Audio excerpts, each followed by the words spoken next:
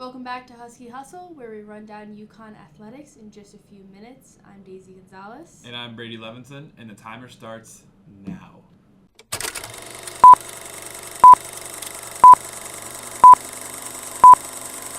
Starting off with men's basketball, we learned at Big East Media Day on Tuesday that Braylon Mullins won Big East preseason Freshman of the Year. He's got a quick first step and a good vision on the floor. He's slated to be in the starting three for the Huskies. Look to see a lot out of him this season. Yeah, and against the exhibition game, he had so much energy, and I think this team is just really competitive, and the team chemistry looks strong. Upperclassmen are taking their leadership roles, where younger players are also stepping up. I think Solo Ball was talking about how he's kind of quiet, but he's so athletic, and you see that on the court. So I'm really excited to see where the season goes. And how the young players like Braylon Mullins is going to step up. Yeah, and the defense is going to be a lot more aggressive this season. We saw in the exhibition game that Malachi Smith had a lot of energy on the defensive end, a lot of comparison between him and Hassan Diarra. That's going to be a really big thing to look out for the Huskies this season. Yeah, moving on to women's basketball. Even though she's not here, she's still making a presence in the WNBA. Paige Beckers is a top 30 finalist for NCAA Woman of the Year.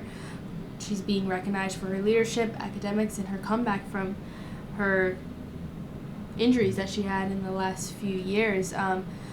She's playing with confidence that she had at UConn, and she's really bringing that to the WNBA. Yeah, we just saw it with her winning Rookie of the Year in the WNBA as well.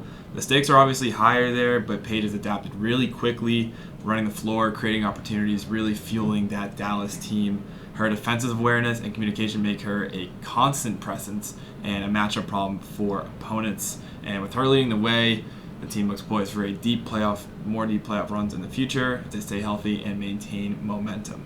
Yeah, and I think she had an early connection with the team, and that sparked it, and that's why she was able to be the player that she was this year. Moving on to women's soccer, they just clinched a Big East championship spot. And they've achieved 10 wins for the first time since 2014-2016. Huge milestone. I feel like I saw this coming. I feel like the last 2 years we were really good, and I think Chioma Okafor, we talk about her every episode, but she's really just the key player, and I think now she has a team behind her, and they got 4 last year. They won the Big East championship, so luckily they'll do it again and go farther in the NCAA tournament.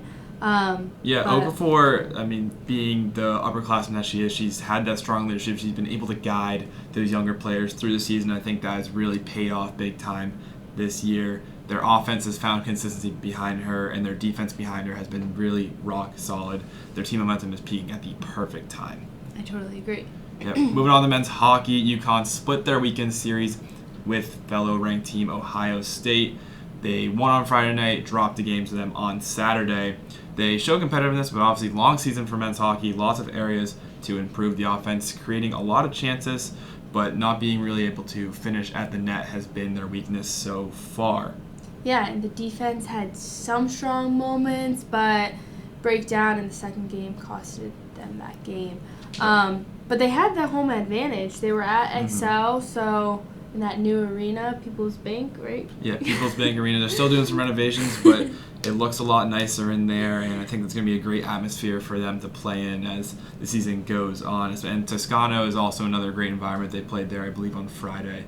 And so it's going to be a great atmosphere for them to play in this season. Yeah, but I think this shows that we're able to play those competitive games, and I think this was a good game to get under and play. And even though we lost one, we also took one. Yep, and finally, we got football defeating BC over the weekend, a massive win. First road win over a Power 4 opponent since, I believe, 2012 for UConn football. A huge win. Joe Fagnano has continued to look excellent, performing like one of the best quarterbacks in the country despite maybe some less than subpar competition. But overall, UConn football is one win away from their second straight bowl-eligible season. Which is crazy because we kind of sucked for a really long time. So I think they're starting to find their rhythm, and I hope they can keep that up and like you said, Joe Fignano, no interceptions, which is kind of crazy. Yeah, the offense has looked a lot more balanced. Victor Rosa has kind of had a bit of a resurgence this season, which is great to see behind Cam Edwards. Skylar Bell is one of the best receivers in the nation by far. He's been producing on an insane level, and the special teams is doing what they can to help the team out.